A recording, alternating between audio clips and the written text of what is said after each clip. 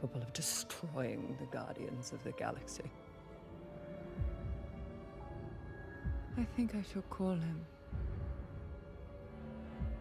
Adam. What's going on, moviegoers? So if you're new to the channel, my name is Christian. Welcome to SeaWorld Productions. You guys, there's a lot to talk about after Avengers Endgame. Obviously, it's the closing of the Infinity Saga, but also opening brand new doors to certain things and the future of the MCU.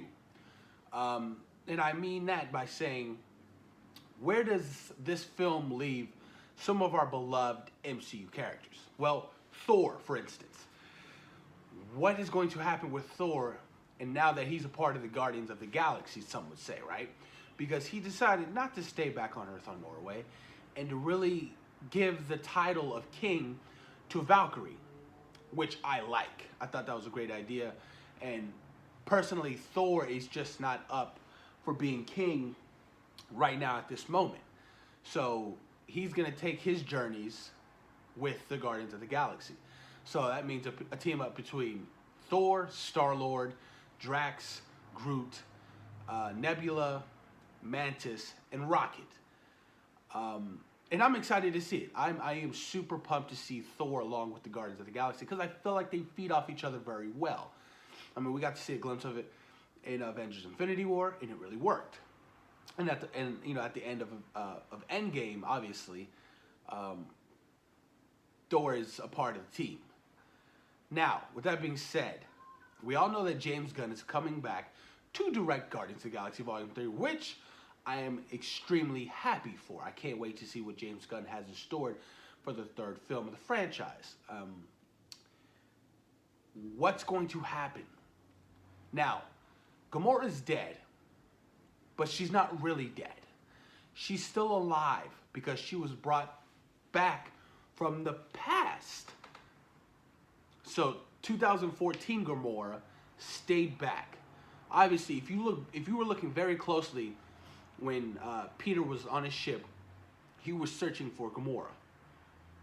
Because Gamora is still alive. She is still alive.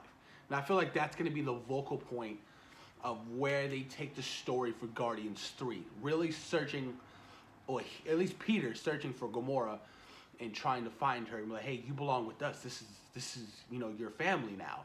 You're my girlfriend. But obviously Gamora doesn't see it that way. The only family she really has is kind of Nebula, and that's it. She doesn't, she wasn't introduced to Groot and Rocket and Drax and those characters, so she has no idea who they are. And it's going to be interesting to see how they play that story out, and if they really give Gamora that ability to be, okay, you guys are like my family again. I'm curious to see what James Gunn has in mind with that part of the script.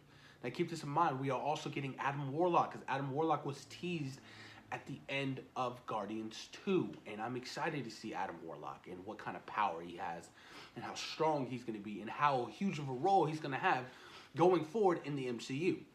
So I'm kind of curious to see where they take this entire storyline with Guardians of the Galaxy Volume 3. It's going to be pretty interesting to me, you guys, but I'm very excited to see it.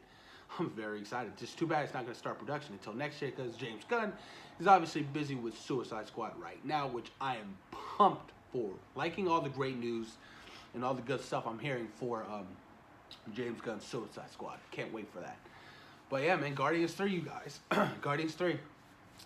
Production starts next year. It's going to be insane. I don't know what to expect. Will we still have Fat Thor? Who's going to be the world captain of the Guardians of the Galaxy? Because that last bit of the film was kind of funny, man. We all know who the world captain is here. And then Thor looked at him like, that scene was hilarious. That was such a great scene, man. That was such a great scene.